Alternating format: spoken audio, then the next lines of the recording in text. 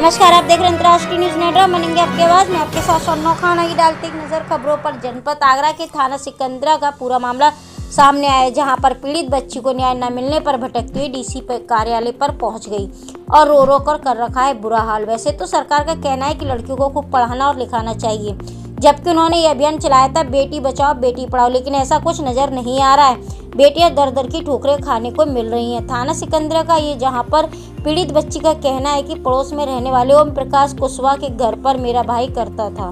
थोड़े ही दिन बाद ओम प्रकाश मुझे शादी करने के लिए कहा, मैंने शादी के लिए मना कर दिया। तभी इस बीच ओम प्रकाश कुशवाहा ने अपनी बच्ची के झूठे केस में मेरे भाई को फंसा दिया और जेल भिजवा दिया, लेकिन उनकी गंदी नज़र फिर भी बनी रही।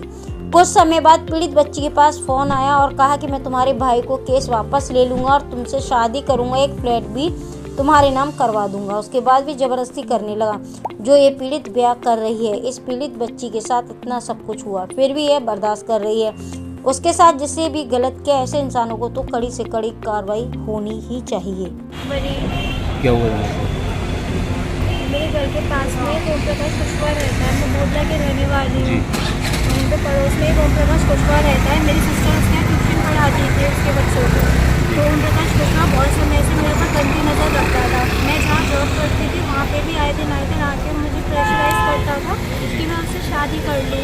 लेकिन जब मैंने उसकी बात नहीं मानी तो उसके कुछ ही दिनों बाद उसने मेरे छोटे वाले भाई को अपनी बेटी के झूठे रेप केस में फंसा के जेल भेज दिया, जिसकी हमने बेल डाली थी हाई कोर्ट से 18 सितंबर 2023 को। वो बेल रिजेक्ट हो गई थी और उसके अगले ही दिन ओम प्रकाश कुशवाहा ने मेरे पास कॉल किया अपने आप से ही और कहा कि तुम्हारे भाई की भी बेल रिजेक्ट हो गई, अब क्या चाहते हो तुम बताओ। तब मेरी बात मान ली थी, अगर तो ऐसा होता ही नहीं।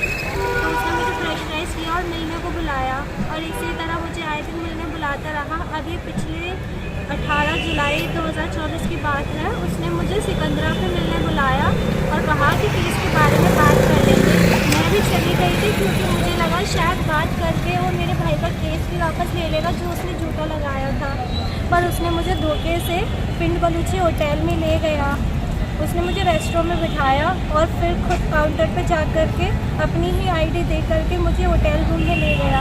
जब मैंने उससे मना किया तो वो मुझे होटल रूम में ले गया। ज़बरदस्ती उसने मेरे हाथ पकड़ के मेरे साथ गलत काम किया। जैसे ही मुझे पता चला था कि वो मुझे होटल में लेके जा रहा है, मैंने होटल के बाहर से ही अपनी दीदी को फ़ोन कर दिया था कि दीदी प्लीज़ जल्दी से यहाँ आ जाइए। आप थाने गई थी? मैं थाने भी गई थी, वहाँ पे मेरी दीदी वगैरह आ गई थी। तो उन्होंने 112 नंबर पे फ़ोन भी किया था।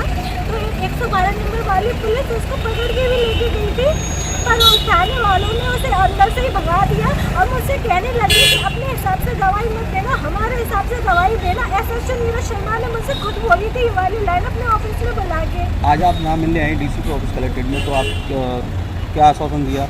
मुझे किसी ने कोई हेल्प नहीं की। सब लोग ये बोल रहे तुम मुस्लिम हो, तुम्हारी कोई मदद नहीं करेगा। क्या मुस्लिम की बेटियों के साथ ऐसे ही होगा? क्या मुस्लिम की बेटियां बेटियां नहीं होती, सिर्फ हिंदू की बेटियां ही बेटियां होती हैं? आप क्या चाहती हैं?